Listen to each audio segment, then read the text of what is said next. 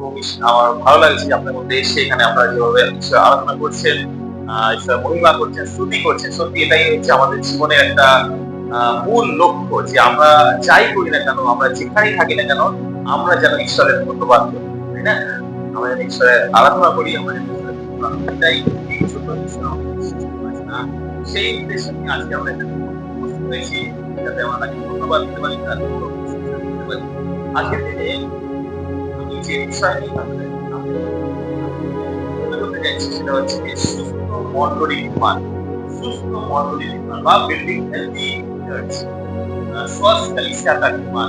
আমরা যে একটা মণ্ডলীর মধ্যে বসে আছি, একটা মণ্ডলীতে আমরা আরাধনা করছি, আমরা প্রত্যেকে হচ্ছে সেই মণ্ডলী, প্রভুর মণ্ডলী, এবং কিভাবে আমরা সেই মণ্ডলীকে আরো মজবুত ভাবে, আরো সুস্থ ভাবে, আরো সুন্দর ভাবে গড়ে তুলতে পারবো।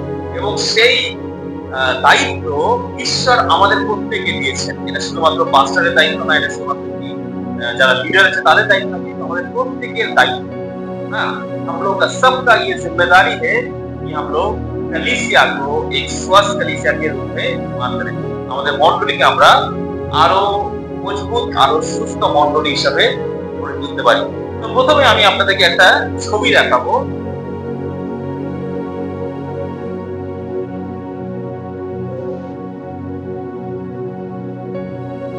ওকে, তো এই ছবিটা দেখুন।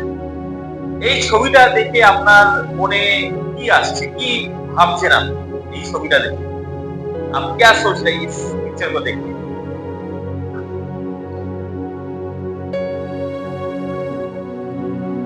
ইন্ডিয়ান আর্মি, ওকে। আর কি মনে আসছে? আর কি আপনি, সরি, যুদ্ধ থেকে জয়ী হয়ে আসছে, ওকে, গুড। আর কিছু? স্বাধীনতা, তারা বিজয় লাভ করে আসছে, তারা স্বাধীনতা লাভ করে আসছে। আর কিছু, আর কিছু বলতে চান? আর কিছু আপনার মাথায় আসছে এই ছবিটা দেখে, ইন্ডিয়ান আর্মি বা ভারতীয় সেনা তাদেরকে দেখে?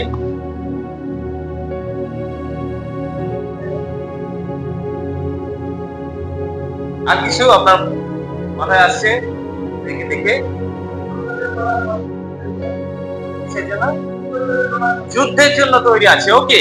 তো আমরা যখনই আমরা এই ছবিটা দেখছি, বা যে কোনো সময় আমরা আমরা টিভিতে, নিউজ পেপারে আমরা যখন দেখি ইন্ডিয়ান আর্মি, হ্যাঁ, অনেক সময় আমরা ইন্ডিপেন্ডেন্স ডে সময় বা বিভিন্ন ধরনের যখন আমরা স্পেশাল ডে সেলিব্রেট করি, তখন আমরা ইন্ডিয়ান আর্মির ছবি দেখতে পাই, তাই না?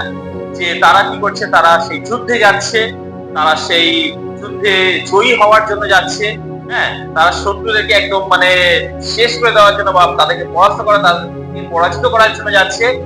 আর তারা সেই জায়গায় যাচ্ছে যে জায়গায় তাদেরকে পাঠানো হচ্ছে। এবং কে পাঠাচ্ছে? সেই ইন্ডিয়ান গভর্নমেন্ট, ভারতীয় সরকার তাদেরকে যেখানে পাঠাচ্ছে, যে মিশনে পাঠাচ্ছে, তারা সেই মিশন নিয়ে সেখানে যাচ্ছে, রাইট? তারা সেই মিশন নিয়ে যাচ্ছে।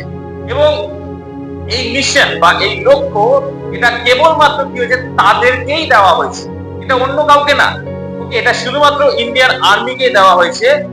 আর যদি কেউ বলে, যদি অন্য কোনো সংস্থা, যদি অন্য কোনো অর্গানাইজেশন তারা বলে, বা অন্য কোনো ব্যক্তি বলে আমিও যাব, আমরাও যেতে চাই, তাহলে কি হবে? তারা কিন্তু যেতে পারবে না।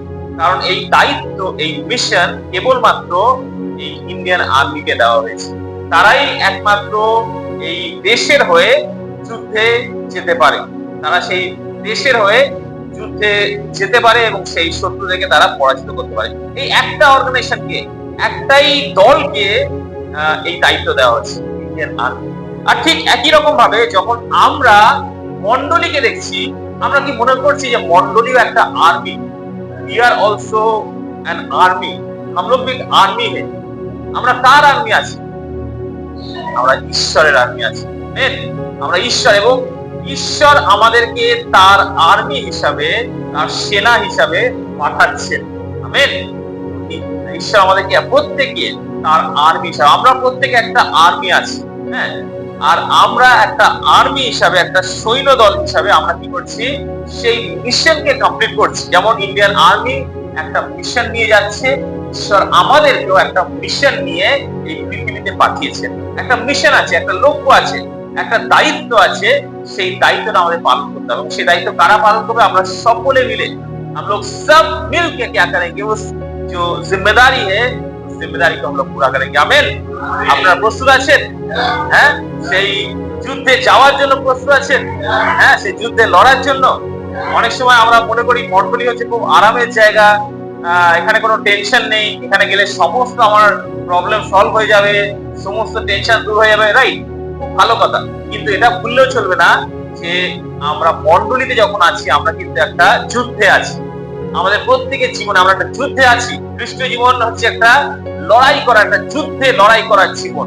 আর সেই যুদ্ধের জন্য আমাদের প্রস্তুত থাকতে হবে। ঠিক যেমন ইন্ডিয়ান আর্মি আমাদের জন্য সেই দেশের জন্য তারা কি করছে, যুদ্ধে যাচ্ছে। তো ঠিক একই রকম ভাবে আমরা যদি দেখি আমাদের এই মন্ডলীর উদ্দেশ্য কি। আমরা এই মন্ডলীতে আসছি, আমরা প্রত্যেক সপ্তাহে প্রত্যেক রবিবার করে আসছি, এখানে আমরা ঈশ্বর আরাধনা করছি, ঈশ্বরের বাক্য শুনছি। কিন্তু আলটিমেটলি আমাদের এই মন্ডলীর উদ্দেশ্য কি? কেন আমরা আসছি? আমরা জাস্ট আমরা খ্রিস্টান আছি তাই জন্য আসছি?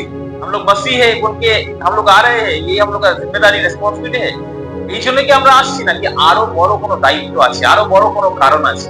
তো আসুন আমরা সেই কারণ আমরা দেখব ইফিসীয় তার 3 অধ্যায় 10 থেকে 11 পদ। ইফিসীয় 3 অধ্যায় 10 থেকে 11 পদ। কেউ একজন পড়তে পারেন, এখানে বাংলা দেওয়া আছে, বা যদি হিন্দিতে পড়তে চান হিন্দিতেও পড়তে পারেন।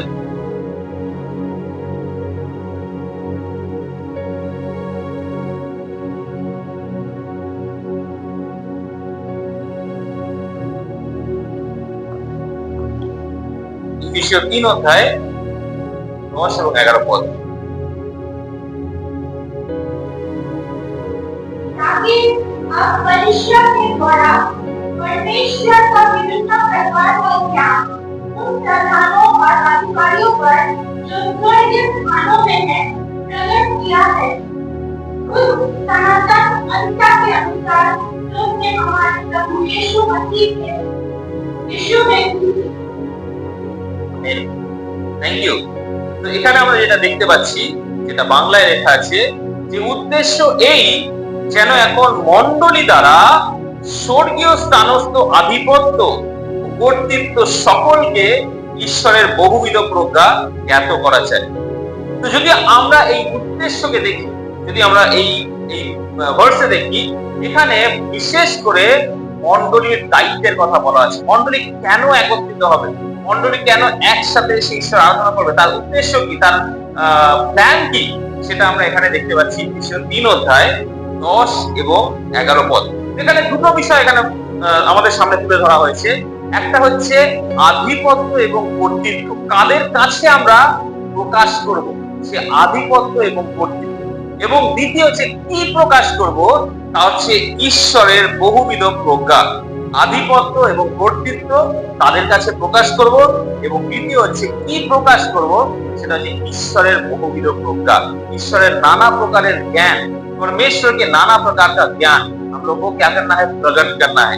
तो আমরা যে ঈশ্বরের বহুবিধ প্রজ্ঞা যে প্রকাশ করব, সেই ঈশ্বরের বহুবিধ প্রজ্ঞা বলতে আমরা কি বুঝি, কিভাবে আমরা সেই ঈশ্বরের বহুবিধ প্রজ্ঞা আমরা জানতে পারবো, কিভাবে মন্ডলী আমরা ঈশ্বরের প্রজ্ঞাকে, ঈশ্বরের জ্ঞানকে আমরা জানতে পারবো। কোথা থেকে পাবো সেই জ্ঞান, কোথা থেকে পাবো সেই প্রজ্ঞা? আসুন আমরা পড়ি 1 করিন্থীয় 1 অধ্যায় 30 পদ। 1 করিন্থীয় 1 অধ্যায় 30 পদ।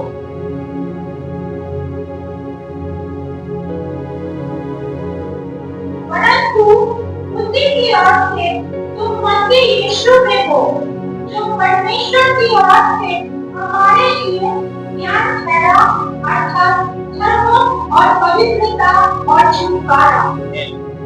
বাইবেল কি বলছে, যে আমরা যখন প্রভু যিশুতে আছি, সে প্রভু যিশু আমাদের কি করছে, ঈশ্বর হইতে সেই জ্ঞান আমাদের সামনে নিয়ে আসছে, ঈশ্বর হইতে সেই প্রজ্ঞা আমাদের সামনে নিয়ে আসছে, ঈশ্বর হইতে সেই ধার্মিকতা আমাদের সামনে নিয়ে আসছে, ঈশ্বর হইতে সেই পবিত্রতা আমাদের সামনে নিয়ে আসছে, এবং ঈশ্বর হইতে সেই মুক্তি আমাদের সামনে নিয়ে আসছে। কে নিয়ে আসছে? কেবলমাত্র প্রভু যিশু। তো আজকে যখন আমরা মণ্ডলীতে আসছি, আমরা যখন মণ্ডলীতে উপস্থিত হচ্ছি, আমাদের মধ্যে সেই ইচ্ছা কি আছে, প্রভু আমি তোমাকে জানতে চাই, যিশু আমি তোমাকে জানতে চাই। শুধুমাত্র এখানে যে প্রোগ্রাম হচ্ছে, এখানে যে অনুষ্ঠান হচ্ছে, তার মধ্যে শুধু যোগদান করা না, কিন্তু প্রভু আমি ওখানে যাচ্ছি, প্রভু আমি তোমাকে জেনে আসতে চাই, প্রভু তোমার সে পরিচয় পেতে চাই। परमेश्वर मैं तेरा तेरा ज्ञान को जानना चाहता हूँ, तेरा परिचय पाना चाहता हूँ। এটাই কি আমাদের প্রার্থনা, এটাই কি আমাদের ইচ্ছা, প্রভু আমি তোমাকে জানতে চাই। যদি মণ্ডলী যিশুকে না জানে, তাহলে সে মণ্ডলীর সে উদ্দেশ্য কোনোদিনও পূরণ হচ্ছে না। মণ্ডলীতে অনেক লোক আসতে পারে, অনেক লোক এসে মণ্ডলীর সবাই তারা যোগদান করতে পারে, অনেক লোক এসে পার্টিসিপেট করতে পারে, কিন্তু যদি যিশুকে না জানে, তাহলে সে মণ্ডলীর উদ্দেশ্য কিন্তু বৃথা। মণ্ডলী কেন উপস্থিত আছে, মণ্ডলী কেন অবস্থান করছে, একটাই কারণ, যিশুকে জানা। তো আমরা প্রত্যেকে আমরা কি সেই যিশুর জ্ঞানে আমরা বৃদ্ধি পাচ্ছি, যিশুর জ্ঞানে আমরা বেড়ে উঠছি। যদি আমরা এই বাইবেলকে দেখি, এই বাইবেল আমাদের প্রত্যেকের কাছে আছে, তাই না? আমাদের প্রত্যেকের কাছে, প্রত্যেকের বাড়িতে আছে, বা আমরা অনেকে এখানে নিয়ে এসেছি। এই বাইবেল আমাদের হাতে আছে, কিন্তু আমি আপনাদের বলছি, এই বাইবেল পড়ে আপনারা কিছু বুঝতে পারবেন না। এই বাইবেল পড়ে আপনারা কিছু বুঝতে পারবেন না যদি না যিশুকে আপনি আপনার হৃদয়ে স্থান দেন। আজকে পৃথিবীতে অনেকের কাছে বাইবেল আছে, অনেক জ্ঞানী ব্যক্তিদের কাছেও বাইবেল আছে, কিন্তু সেই বাইবেল পড়ে তারা এটাকে তারা কি করে, একটা বইয়ের মতো মনে করে, একটা পুস্তক মনে করে। যতক্ষণ না তাদের জীবনে প্রভু যিশুর জ্ঞান আসে, যতক্ষণ না তাদের জীবনে প্রভু যিশুর প্রকাশ আসে, ততক্ষণ তারা বাইবেল বুঝতে পারে না। বাইবেল আমাদের জানতে হবে, তার আগে আমাদের প্রার্থনা করতে হবে, প্রভু আমি তোমাকে জানতে চাই। যখন সে বাইবেল পড়বো, যেন সে বাইবেলের মধ্যে দিয়ে প্রভু তোমাকে জানতে পারি। শুধুমাত্র একটা গল্পের মতো করে আমি পড়ে যেতে চাই না, শুধুমাত্র একটা ঘটনার বা স্টোরির মতো করে আমি পড়ে যেতে চাই না, তার মধ্যে দিয়ে প্রভু আমি তোমাকে জানতে চাই। তো সেই মণ্ডলী যেন সে প্রভু যীশু খ্রিস্টের জ্ঞানে বেড়ে ওঠে, প্রভু যীশু খ্রিস্টের প্রজ্ঞায় বেড়ে ওঠে, সেটাই হচ্ছে মণ্ডলীর উদ্দেশ্য। সেটাই এই এই পদে আমরা দেখতে পাচ্ছি, সাধুপদ সেটাই বলছে যে সেই খ্রিস্ট যিশুতে আছো, তোমরা সেই খ্রিস্ট যিশুতে আছো, যিনি হইয়াছেন আমাদের জন্য ঈশ্বর হইতে জ্ঞান। আমাদের জ্ঞান কেবলমাত্র প্রভু যিশুতে আছে। আমরা অনেক জায়গায় গিয়ে অনেক রকম ট্রেনিং নিতে পারি, অনেক রকম কোর্স করতে পারি, কিন্তু যদি প্রভু যিশুকে না জানি, তাহলে কোনো কিছুই তার কোনো মূল্য থাকবে না। আর সেই প্রভু যিশুকে জানার ফলে আমাদের কি করতে হবে? প্রভু যিশুকে জানার মাধ্যমে আমাদের কি করতে হবে? অন্যদেরকেও জানাতে হবে, তাই অন্যদেরকে। শুধুমাত্র আমি জানলাম বলে আমি নিজের কাছে রেখে দিচ্ছি তা না, আমি কিন্তু অন্যদেরকেও জানাই, দুঃস্বকবি বাতানা হয়। আর সেই জন্য ইফিসীয় 6 অধ্যায় 12 পদ কি বলছে বলুন? ইফিসীয় 6 অধ্যায় 12 পদ, इफिसियों 6 अध्याय 12 पद। क्योंकि हमारा ये मयूर लहू और मांस से नहीं, परंतु प्रधानों में और अधिकारियों से और इस संसार के अंधकार से, हाकिमों से और उस दुष्टता की आत्मिक सेनाओं से जो आकाश में है। তো সেই আধিপত্য এবং কর্তৃত্বের কথা বলা হচ্ছে এখানে। সেই আধিপত্য এবং কর্তৃত্ব বলতে কাদেরকে বলা হচ্ছে? এই পৃথিবীর যে সমস্ত আধিপত্য আছে, আমরা যে সমস্ত আধিপত্য আমরা দেখতে পাচ্ছি, যে পাওয়ার দেখতে পাচ্ছি, সেই পাওয়ার কিন্তু না। এখানে কোন আধিপত্য বলছে? সেই অন্ধকার জগতের আধিপত্য, যে আধিপত্য পুরো পৃথিবীকে রুল করছে, যে আধিপত্য পুরো পৃথিবীকে তার সেই বশের মধ্যে নিয়ে আসতে চাইছে, সেই আধিপত্যের বিরুদ্ধে, সেই কর্তৃত্বের বিরুদ্ধে এখানে লেখা আছে, সেই অন্ধকারের জগৎপতিদের সহিত স্বর্গীয় স্থানে দুষ্টতার আত্মাগণের সহিত কি হচ্ছে? আমাদের মল্লযুদ্ধ হচ্ছে। কারা সে মল্লযুদ্ধ করছে? সেই মণ্ডলী। সেই একটু আগে আমি কি বললাম, যে মণ্ডলীকে ঈশ্বর তার আর্মি হিসাবে বেছে নিয়েছে। ঠিক যেমন ইন্ডিয়ান আর্মিকে বেছে নিয়েছে আমাদের ভারত সরকার সেই দেশের হয়ে যুদ্ধ লড়ার জন্য, একই রকম ভাবে মণ্ডলীকেও ঈশ্বর বেছে নিয়েছে সেই ঈশ্বরের যে যুদ্ধ আছে, সেই যুদ্ধ লড়ার জন্য, শয়তানের বিরুদ্ধে সেই যুদ্ধে এগিয়ে যাওয়ার জন্য, যুদ্ধ লড়ার জন্য। আপনারা কি সেই যুদ্ধে প্রস্তুত আছেন? আপনারা কি সেই যুদ্ধে লড়ার জন্য প্রস্তুত আছেন? আমাদের প্রস্তুত থাকতে হবে। কখন সেই যুদ্ধ হবে, কখন সেই লড়াই হবে আমরা জানি না, তার জন্য কোনো প্রি প্ল্যান হয়ে থাকে না। এটা যে কোনো মুহূর্তে হতে পারে, আমাদেরকে প্রস্তুত থাকতে হবে। কিন্তু আমাদেরকে সেই যুদ্ধে লড়ার জন্য অস্ত্রশস্ত্র কোথায় পাবো আমরা? সেই অস্ত্রশস্ত্র কি লাঠি তলোয়ার নিয়ে আমরা যুদ্ধ করব না। আমরা কিভাবে যুদ্ধ করব? যখন আমরা খ্রিস্টকে জানবো এবং খ্রিস্টের প্রেমকে আমরা তুলে ধরবো অন্যদের কাছে, জগতের কাছে, যে জগৎ আমাদের ঘৃণা করবে, যে জগৎ আমাদেরকে আমাদের হিংসা করবে, যে জগৎ আমাদেরকে ধ্বংস করে দেওয়ার চেষ্টা করবে, আমাদেরকে মেরে ফেলে দেওয়ার চেষ্টা করবে, আমাদেরকে দুর্বল করে দেওয়ার চেষ্টা করবে, সেই জগতের কাছে আমরা কি করব? প্রেম নিয়ে আসবো, ভালোবাসা নিয়ে আসবো, ক্ষমা নিয়ে আসবো, সেই ঈশ্বরের অনুগ্রহ নিয়ে আসবো, ঈশ্বরের করুণা নিয়ে আসবো। এইভাবেই কিন্তু আমাদের সেই যুদ্ধে লড়তে হবে। সেই যুদ্ধে লড়ার জন্য আমাদের কাছে কোনো লাঠি, তলোয়ার, বন্দুক, কোনো অস্ত্র নেই, কিন্তু একটাই অস্ত্র আছে, প্রেম, ভালোবাসা। সেটাই এই জগৎকে দিতে হবে, এবং সেইভাবে কিন্তু আমরা কি হবে? আমরা এই যুদ্ধে জয়ী হব। আমেন। এই যুদ্ধে জয়ী হব। আর সেই জন্য দেখুন, আজকে আমাদের পৃথিবীতে আমরা যদি দেখি ঈশ্বর কি করছেন আমাদের জীবনে, ঈশ্বর যা কিছু করছেন তার মণ্ডলীকে গড়ে তোলার জন্য, তার মণ্ডলীকে। আর সেই মণ্ডলীকে আমরাই সেই মণ্ডলী, সেই মণ্ডলীকে ঈশ্বর গড়ে তুলছে। আমেন। ঈশ্বর গড়ে তুলছে। আর যদি ঈশ্বর আপনার জীবনে কোনো কাজ করছে, যদি আপনার জীবনে কোনো আশ্চর্য কাজ করছে, যদি আপনার প্রার্থনার উত্তর দিচ্ছে, যদি আপনাকে আরো মজবুত ভাবে গড়ে তুলছে, আপনি জানবেন ঈশ্বর তার মণ্ডলীকে গড়ে তুলছে, ঈশ্বর তার মণ্ডলীকে গড়ে তুলছে। এটাই হচ্ছে সেই কেন্দ্রীয় কাজ যা আজকে ঈশ্বর আমাদের জীবনে করছে, সেই কেন্দ্রীয় কাজ যা তিনি পৃথিবীতে করছেন। এই কাজ ছাড়া কিন্তু ঈশ্বর আর কোনো কাজ করছে না। আপনি দেখবেন না যে মণ্ডলীকে গড়ে তোলা ছাড়া ঈশ্বর অন্য কোনো কাজ করছেন না। ঈশ্বর যা করছেন তার মণ্ডলীকে গড়ে তুলছেন। ঈশ্বর যদি আপনাকে গড়ে তুলছেন, তার মাধ্যম দিয়ে তিনি তার মণ্ডলীকে গড়ে তুলছেন। আমেন। হালেলুয়া। ঈশ্বর আমাদের আজকে এবং চিরকাল তিনি আমাদেরকে গড়ে তুলছেন, তিনি আমাদেরকে আরো মজবুত হতে আমাদের সাহায্য করছেন। সেই জন্য আমরাও যেন গড়ে উঠি, আমরা যেন প্রভুর জ্ঞানে আমরা গড়ে উঠি, প্রভুর সেই প্রজ্ঞায় আমরা গড়ে উঠি, যাতে কি হবে? আমরা যুদ্ধে লড়তে পারি। আমরা যেন সেই যুদ্ধে লড়তে পারি, সেই যুদ্ধে লড়ার জন্য আমরা যেন সর্বদা প্রস্তুত থাকি। এবং সেই জন্য কিন্তু ঈশ্বর আমাদেরকে মনোনীত করেছেন, সেই জন্য ঈশ্বর আমাদের বেছে নিয়েছেন। আমাদের জীবনের দায়িত্ব কি? শুধুমাত্র এই জীবনে আমরা ভালোভাবে বাঁচবো, ভালো খাওয়া দাওয়া করবো, হ্যাঁ, ভালোভাবে আমাদের পরিবারের সাথে বাঁচবো এবং একদিন এই পৃথিবী ছেড়ে চলে যাবো, এটা কিন্তু আমাদের লক্ষ্য না। এইরকম লক্ষ্য কি বাইরের লোকেরা চিন্তা করে। হ্যাঁ, আমি অনেক কিছু এই জীবনে উপার্জন করব, ভালোভাবে থাকবো, ভালো একটা বড় বাড়ি হবে, গাড়ি হবে, এই সমস্ত হবে নিয়ে আমি বাঁচবো, আমার পরিবারের যত্ন নেবো, একদিন আমি পৃথিবী থেকে চলে যাব। এটা অন্যরা ভাবে, কিন্তু আমরা সেটা ভাবি না। ঈশ্বর যদি দেন অবশ্যই ভালো, ঈশ্বরের ব্লেসিং, কিন্তু আমাদের লক্ষ্য কি? ঈশ্বরকে আরো জানা, প্রভু যিশুকে আরো জানা। যত আমরা জানবো তত আমরা অন্যদেরকে জানাতে পারবো, যত আমরা জানবো তত আমরা অন্যদেরকে খ্রিস্টের সাথে পরিচিত করাতে পারবো। এটাই আমাদের জীবনের উদ্দেশ্য, এটাই আমাদের জীবনের লক্ষ্য। আর সেই জন্য সাধু পৌল একটি প্রার্থনা করছেন মণ্ডলীর জন্য। সাধু পৌল একটি প্রার্থনা করছেন যা লেখা আছে ইফিসীয় 3 অধ্যায় 14 থেকে 19 পদ।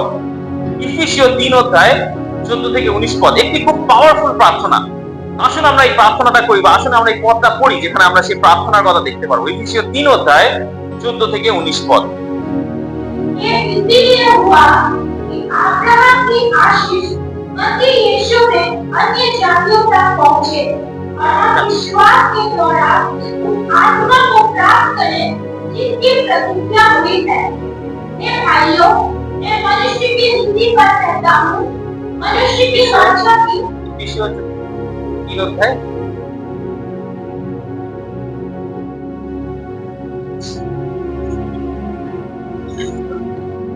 3 अध्याय 14 থেকে 19।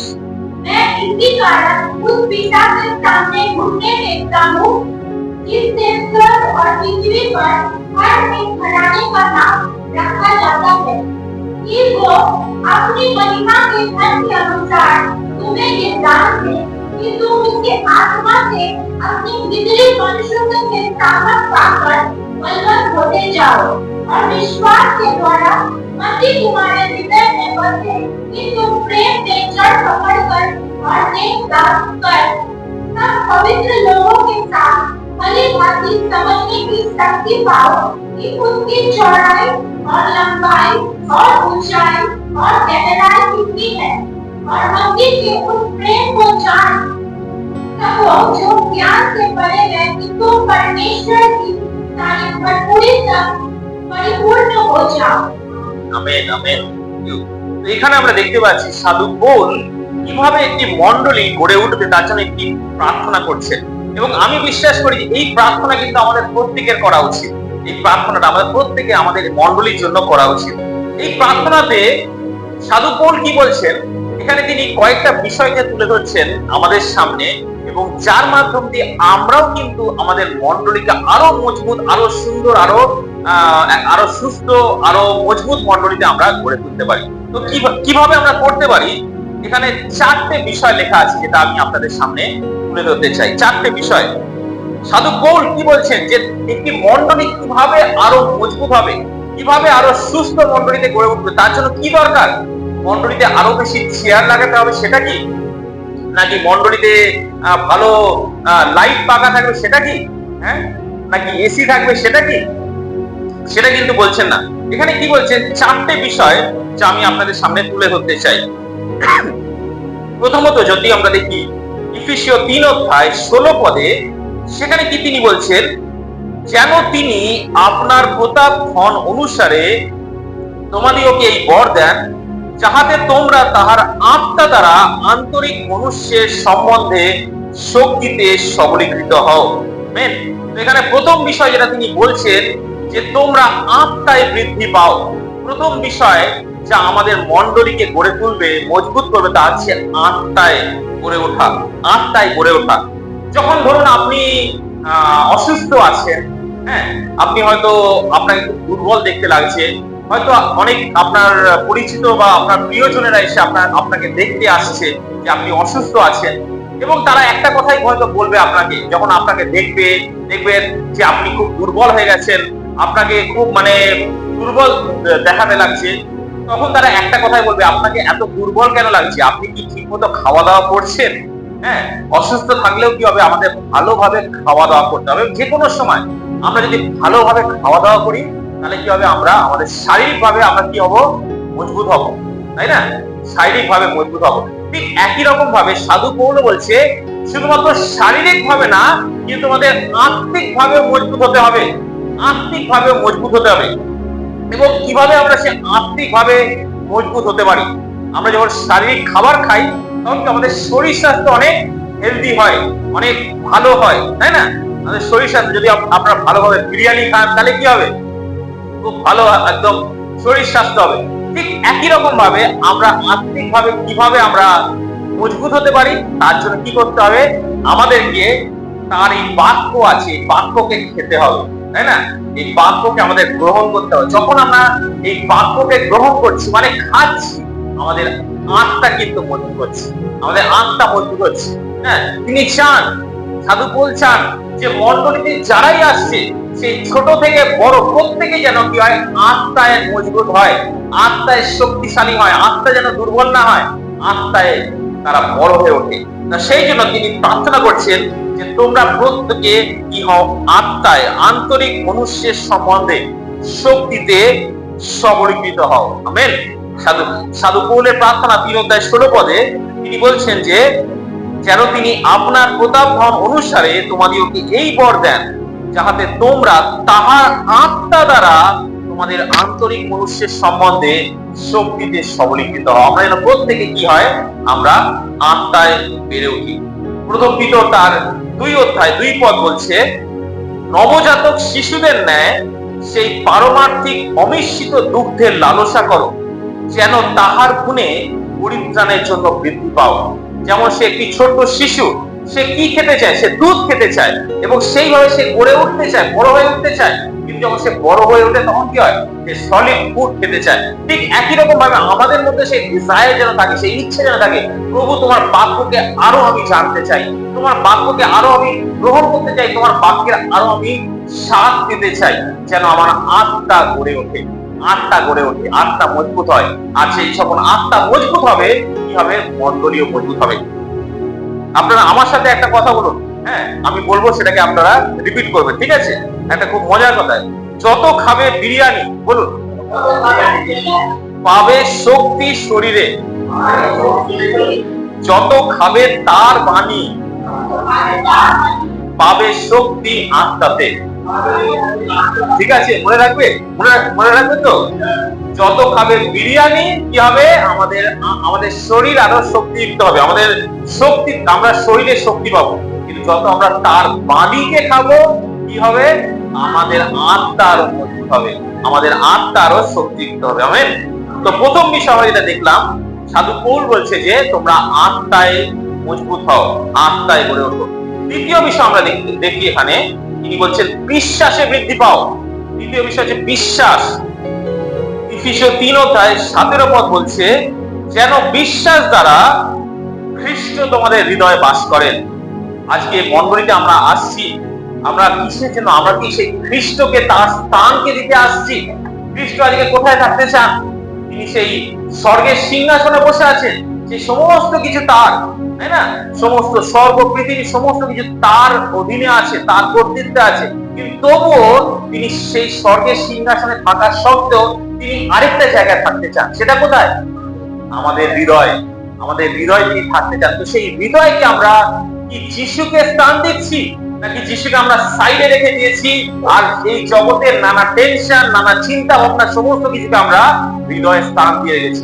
প্রভু এখন আমি যাবো না, প্রভু এখন আমি মণ্ডলীতে যাবো না, আমার কাছে অনেক টেনশন আছে, অনেক চিন্তা আছে, এগুলো একটু ঠিক হয়ে যাক তারপরে আমি যাব। এরকম কথা কখনো আপনারা শুনেছেন? হ্যাঁ, এখন না, এখন অনেক সমস্যা চলছে, অনেক প্রবলেম চলছে, একটু ঠিক হয়ে গেলে তারপরে আমি যাব। তাহলে আপনি আপনার যুদ্ধ আপনি লড়তে চাইছেন, আপনি যিশুকে দিচ্ছেন না, প্রভু তুমি আমার হয়ে লড়ো। তিনি বলছেন, যিশু বলছেন তোমার যুদ্ধ আমি লড়তে চাই, কিন্তু সেই অনুমতি আমরা দিচ্ছি না। প্রভু এখন থাক, আমি আগে জিনিসটা সেটেল করে নিই, তারপরে আসি। আমরা কি আপনার খ্রিস্টের প্রতি কোনো বিশ্বাস নেই, সে বিশ্বাসে আমরা বৃদ্ধি পেতে পারছি না। আজকে দেখবেন, আজকে আমাদের দেশে একটা ওয়ার্ড খুব কমন আছে এবং বিভিন্ন সরকারি ক্ষেত্রেও সেই ওয়ার্ডটাকে ব্যবহার করা হয়। সেটা কি? আত্মনির্ভর হওয়া। শুনেছি না আমরা? আত্মনির্ভর। আমাদের আরো আত্মনির্ভর হতে হবে, আমরা অন্য কারোর উপর নির্ভর হব না। আমরা যত আত্মনির্ভর হব ততই আমরা বেড়ে উঠতে পারবো। এবং বিভিন্ন ক্ষেত্রে আপনারা দেখবেন, বিভিন্ন কর্পোরেট সেক্টরে, বিভিন্ন মানে সামাজিক ক্ষেত্রে, বিভিন্ন বিজনেসের ক্ষেত্রে এটাই বলা হয়, যত আপনি আত্মনির্ভর হচ্ছেন, সেলফ ডিপেন্ডেন্ট হচ্ছেন, ততই আপনি কিন্তু একটা ভালো মজবুত লিডার হচ্ছেন। ওকে, যত আত্মনির্ভর। কিন্তু জানেন বাইবেল কি বলছে? বাইবেল সে কথা বলছে না। বাইবেল বলছে যত আপনি নিজের উপর কম আত্মনির্ভর হবেন, নিজের উপর কম আত্মনির্ভর, আর কি ঈশ্বরের উপর নির্ভর হবেন, খ্রিস্টের উপর নির্ভর হবেন, ততই আপনি সাকসেসফুল হবেন, ততই আপনার আত্মিক জীবনে আপনি এগিয়ে যাবেন। আমাদের আত্মিক জীবনের মূল বিষয় হচ্ছে নিজের উপর নির্ভরশীল হওয়া না, কিন্তু খ্রিস্টের উপর নির্ভরশীল হওয়া। আর সেই জন্য সাধু পৌল এখানে বলছে, খ্রিস্ট তোমাদের হৃদয়ে বাস করেন। সেটাই আমি প্রার্থনা করি, যেন তোমার হৃদয়ে অন্য কিছু আসে না, যেন খ্রিস্টই আসে। আর যখন আমরা খ্রিস্টকে আমরা স্থান দেব, আমরা আমাদের আত্মিক জীবনে আরো মজবুত হতে পারবো। আমেন। ইব্রিয় তার 12:2 পদ, আসুন আমরা দেখি কি লেখা আছে। ইব্রিয় তার 12:2 পদ, কেউ একজন পড়তে পারেন? এখানে দেওয়া আছে,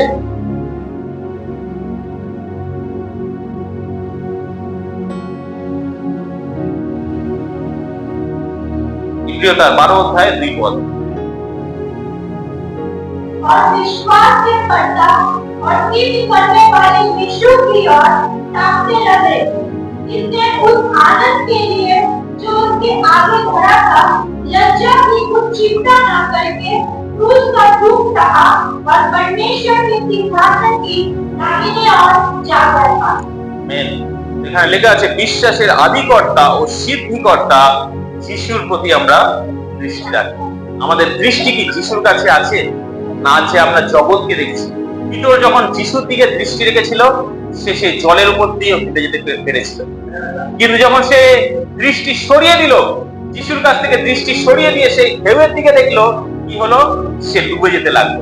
আজকে যখন আমরা জগৎকে দেখবো, আমরা ডুবে যাব, কিন্তু যদি যিশুকে দেখি আমরা ডুববো না।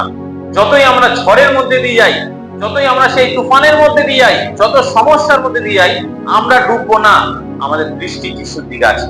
তো আসুন আমরা যিশুর দিকে আমরা দৃষ্টি দিই, আমরা যিশুর দিকে তাকাই। সাধু পৌল কি বলছে? প্রথমে তোমরা আত্মায় বৃদ্ধি পাও, এবং তারপরে বলছে তোমরা বিশ্বাসে বৃদ্ধি পাও। আমেন। আমাদের মণ্ডলীর প্রত্যেকে যেন আমরা আত্মায় বৃদ্ধি পাই, বিশ্বাসে বৃদ্ধি পাই। তারপরে আসুন পরের বিষয়টা দেখি। তৃতীয় বিষয় তিনি কি বলছেন? প্রেমে বৃদ্ধি পাও, প্রেমে বৃদ্ধি পাও। আপনারা বলবেন যে এত অব্দি তো ঠিক ছিল, হ্যাঁ ঠিক আছে, আত্মায় বৃদ্ধি পাবো, বিশ্বাসে বৃদ্ধি পাবো, খুব ভালো, কিন্তু প্রেমের কথা এলেই তখন কি বলি যে না না থাক, ঠিক আছে, দরকার নেই, আমরা যেমন আছি ঠিক আছে। হ্যাঁ, মন্ডলীতে আজকে প্রেমের অভাব দেখা যাচ্ছে। মন্ডলীতে দেখতে পাচ্ছি আমরা আসছি, কিন্তু আমার পাশে যে বসে আছে তাকে আমি প্রেম করতে পারছি না। আমি বলছি, আমার মনে বলছি প্রভু তুমি, আমি তোমাকে অনেক ভালোবাসি, কিন্তু আমার পাশের জনকে আমি ভালোবাসতে পারি না, তাই না? সাধু পৌল বলছে তোমরা যেন প্রেমে বৃদ্ধি পাও, প্রেমে বেড়ে ওঠো। ইফিসীয় 3:17 এবং 18 পদ বলছে যেন তোমরা প্রেমে বদ্ধমূল ও সংস্থাপিত হইয়া সমস্ত পবিত্রগণের সহিত বুঝিতে সমর্থ হও সেই প্রশস্ততা, দীর্ঘতা, উচ্চতা ও গভীরতা কি। আমেন। তিনি বলছেন যখন তোমরা সেই প্রেমে বদ্ধমূল হবে, যখন তোমার প্রেমের মধ্যে থাকবে, যখন সমস্ত পবিত্রগণ একত্রিত হবে, তখনই কি বুঝতে পারবে সেই প্রেমের গভীরতা কতটা, সেই প্রেমের প্রশস্ততা কতটা, সেই প্রেমের দীর্ঘতা কতটা, সেই প্রেমের উচ্চতা কতটা, ততটা বুঝতে পারবে। কিন্তু যদি তোমরা প্রেম না করো, শুধুমাত্র নিজেদের মধ্যেই থাকো, তাহলে সেই প্রেমের গভীরতা বুঝতে পারবে না। ধরুন আপনি কোনো বিয়ে বাড়িতে গেছেন, কার বিয়ে বাড়িতে যেতে ভালো লাগে? হ্যাঁ, কারো ভালো লাগে না? প্রত্যেকের ভালো লাগে, তাই না? আমরা বিয়ে বাড়িতে যাবো, বিয়ে বাড়িতে গিয়ে আনন্দ করব, সেখানে নতুন যে বর বধূ যারা আছে তাদের সাথে আমরা দেখা করব, এবং আরেকটা জিনিস খুব ইন্টারেস্টিং, সেটা কি? হ্যাঁ, ভালো খাওয়া দাওয়া করবো। হ্যাঁ, সেটা ভালোভাবে সেজে গুজে যাবো আমরা বিয়ে বাড়িতে, সেখানে ভালো খাওয়া দাওয়া হবে। ধরুন সেখানে আপনি একটা বিয়ে বাড়িতে গেছেন এবং সেখানে অনেক খাওয়া দাওয়া আছে, অনেক রকমের আইটেম সেখানে রাখা আছে, প্রচুর লোকেরা খাচ্ছে, সেখানে খুব বলছে খুব ভালো খাবার হচ্ছে। আপনিও সেখানে গেছেন এবং আপনাকে বলা হলো দেখুন এখানে সমস্ত খাবার আছে, এগুলো অন্যান্য গেস্টদের জন্য, কিন্তু আপনাদের জন্য ওইদিকে আছে, ওইদিকে আপনারা চলে যান। তো যখন আপনি অন্যদিকে গেলেন, সেখানে কি দেখলেন? সেখানে জাস্ট 2-3টা আইটেম আছে, ডাল, সবজি, ভাত, হ্যাঁ 2-3টা আইটেম আছে, কিন্তু ওখানে গিয়ে অনেক আইটেম। তাহলে আপনি কি মনে করবেন? ঠিক আছে, অসুবিধা নেই, এতেই হয়ে যাবে আমার, হ্যাঁ নাকি? হ্যাঁ, কি করবেন? না, বলবে ওটা আপনাদের জন্য না, ওটা অন্যান্য গেস্ট এসেছে তাদের জন্য, আপনাদের জন্য এখানেই আছে, এটাই আপনাদের খেতে হবে। তাহলে কি করবেন আপনারা? হ্যাঁ, নিন্দা। আমরা বলবো দরকার নেই বাবা, আমি বাড়ি চলে যাই, বাড়ি গিয়ে আমি আরো ভালো খাবো, এখানে এসে এই নিন্দা, এই অপমান আমি সহ্য করবো না। তাহলে অনেক কিছু আছে, কিন্তু আপনারা সেই টেস্টটা পাচ্ছেন না, আপনাদেরকে সেই টেস্টটা দেওয়া হচ্ছে না, সেই এত কিছু খাবারের স্বাদ কিন্তু আপনাদের দেওয়া হচ্ছে। ঠিক অনেক সময় আমরাও কিন্তু নিজেদেরকে এইভাবে বঞ্চিত করি। ঈশ্বর থেকে অনেক কিছু দিতে চান, অনেক রকমের আইটেম দিতে চান, তার সমস্ত গুণাবলী, তার সমস্ত ক্যারেক্টার, সমস্ত কিছু দিয়ে আমাদেরকে পরিপূর্ণ করতে চান, কিন্তু আমরা বলি প্রভু না, দরকার নেই, আমি এই একটা দুটো বিষয়ে আমি সন্তুষ্ট আছি, এত কিছু দরকার নেই। কেন? যখন আমরা অন্যদেরকে প্রেম না করি। যদি আমরা প্রেম না করি, তাহলে আমরা ঈশ্বরের প্রেমকে বুঝতে পারবো না। ঈশ্বরের প্রেম কতটা ভালো, ঈশ্বরের প্রেম কতটা সুন্দর আমরা বুঝতে পারবো না, যদি না আমি অন্যদেরকে প্রেম করি।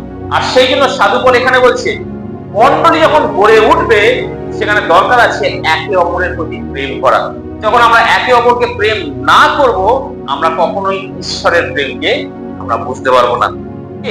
ইফিসীয় তার 2:22 পদ বলছে তাহাতে আত্মাতে ঈশ্বরের আবাস হইবার নিমিত্ত তোমাদিওকে একসাথে গাঁথিয়া তোলা হচ্ছে, আলাদা আলাদা না, একসাথে। যখন আমরা একসাথে গড়ে উঠবো, আমার ভাই বা বোন সে হয়তো বিশ্বাসের পথে দুর্বল আছে, আমি তাকে সাহায্য করবো, ঠিক আছে, কোনো ব্যাপার না, আমি তোমাকে সাহায্য করবো, আমি তোমাকে এনকারেজ করবো, আমি তোমাকে উৎসাহিত করবো, তুমিও যেন প্রভুতে বেড়ে উঠতে পারো। তুমি কোনো সমস্যার মধ্যে দিয়ে আছো, কোনো ব্যাপার না, আমি তোমার সাথে আছি, আমি তোমাকে সাহায্য করবো। যখন আমরা এইভাবে একে অপরকে প্রেম করি, আমরা নিজেরাও কিন্তু গড়ে উঠতে পারি, আমরা নিজেরাও আরো মজবুত হতে পারি, আমরা নিজেরাও সুস্থভাবে এবং সুন্দরভাবে মজবুতভাবে আমরা গড়ে উঠতে পারি, এবং তার সাথে আমাদের মণ্ডলী কি হয়? মজবুত হয়। একটি মণ্ডলীকে সুস্থভাবে গড়ে ওঠার জন্য কি কি দরকার, কিভাবে গড়ে উঠতে হবে? আমাদের আত্মায় বৃদ্ধি পেতে হবে, ইয়েস। দ্বিতীয়, বিশ্বাসে বৃদ্ধি পেতে হবে এবং প্রেমে বৃদ্ধি পেতে হবে। আমেন, প্রেমে। এবং তারপরে আমরা দেখি কুইকলি, তারপর লাস্ট পয়েন্ট যেটা আছে, পরিপূর্ণতায় আমরা যেন পরিপূর্ণতায় বেড়ে উঠি, ঈশ্বরের পরিপূর্ণতায়। ইফিসীয় 3:19 পদ বলছে এই প্রকারে যেন ঈশ্বরের সমস্ত পূর্ণতার উদ্দেশ্যে তোমরা পূর্ণ হও। ঈশ্বর আমাদেরকে অনেক কিছু দিয়েছে, তাই না? ঈশ্বর চান সমস্ত কিছুতে যেন আমরা গড়ে উঠি। যখন আপনি আপনার সন্তানদেরকে স্কুলে পাঠান বা কলেজে পাঠান বা পড়াশোনার জন্য পাঠান, আপনি কি চাইবেন? যে সে ঠিক আছে দু একটা সাবজেক্টে ভালো করলেই হবে, বাকিগুলোতে পড়ার দরকার, তাই কি? হ্যাঁ, আপনারা চাইবেন সে যেন প্রত্যেকটা সাবজেক্টে ভালো করে, প্রত্যেকটা সাবজেক্টে ভালোভাবে এগিয়ে যায়, ভালোভাবে পড়াশোনা করে, ভালো নাম্বার নিয়ে আসে, আপনি সেটাই চাইবেন। এবং যেটাতে সে দুর্বল আপনি কি করবেন? সেটার জন্য ভালো টিচার দেবেন, টিউশন টিচার দেবেন, যাতে সে সেটাতে ভালো করে। একজন বাবা বা মা হিসেবে আমরা চাইবো আমরা যেন আমাদের সন্তান প্রত্যেকটা ক্ষেত্রে সে গড়ে ওঠে। এবং অনেক সময় আমরা কি চাই? শুধুমাত্র পড়াশোনার দিক থেকে না, সে খেলাধুলার দিক থেকেও সে বড় হয়ে উঠুক। অনেকে আছে তাদের সন্তানদেরকে বিভিন্ন রকম ক্লাসে পাঠায়, হয়তো মিউজিক ক্লাসে পাঠায়, তারপরে অনেক রকম অ্যাক্টিভিটিতে পাঠায়, তারা যেন সমস্ত দিক থেকে তারা কি হয়? গড়ে ওঠে, বড় হয়ে ওঠে।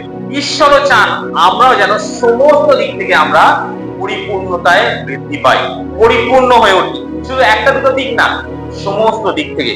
আর সেই জন্য সাধু পৌল আবার বলছেন ইফিসীয় 4 অধ্যায়ে 13 পদে, আমরা পড়ি ইফিসীয় 4 অধ্যায়ে 13 পদ।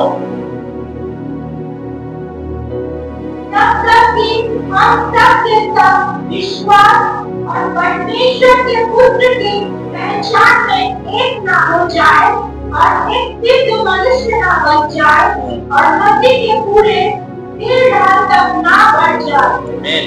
আমাদের ঈশ্বরের পুত্রের বিষয় বিশ্বাসে আমাদের বৃদ্ধি পেতে হবে। যতক্ষণ না আমরা কি হচ্ছে? একজন সিদ্ধ পুরুষে পরিণত হচ্ছি, যতক্ষণ না আমরা খ্রিস্টের পূর্ণতায় আমরা অগ্রসর হচ্ছে, ততদিন কি হতে হবে? আমাদেরকে এগিয়ে যেতে হবে, আমাদের মন্ডলীকে এগিয়ে যেতে হবে। এইভাবে যেন আমরা এগিয়ে যাই, আমরা বৃদ্ধি পাই, আর এইভাবে আমরা খ্রিস্টের পূর্ণতায় আমরা পরিপূর্ণ হতে পারি। এবং যখন আমরা তার পূর্ণতায় আমরা এগিয়ে যাব, তার পূর্ণতায় গড়ে উঠবো, আমরা কি হবে? আমরা খ্রিস্টকে আরো বেশি করে জানতে পারবো। আমেন।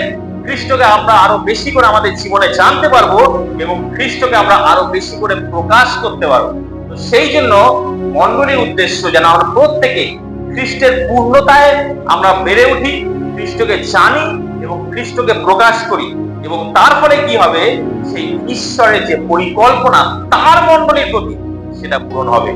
ঈশ্বরের যে পরিকল্পনা তার মণ্ডলীর প্রতি, এবং সেটা পূরণ হবে। এবং সেই ঈশ্বরের দায়িত্ব, তিনি যে উদ্দেশ্য বা দায়িত্ব আমাদের দিয়েছেন, তা আমরা পূরণ করতে পারবো। এবং এইভাবে আমরা সুস্থ, একটি সুন্দর, একটি মজবুত মণ্ডলীতে আমরা পরিণত হতে পারবো।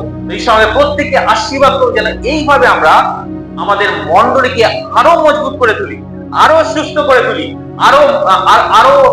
আরো সিদ্ধতার দিকে আমরা এগিয়ে যেতে পারি এবং ঈশ্বরের যে পরিকল্পনা, সেই পরিকল্পনাকে আমরা সফল করতে পারি। Amen, amen.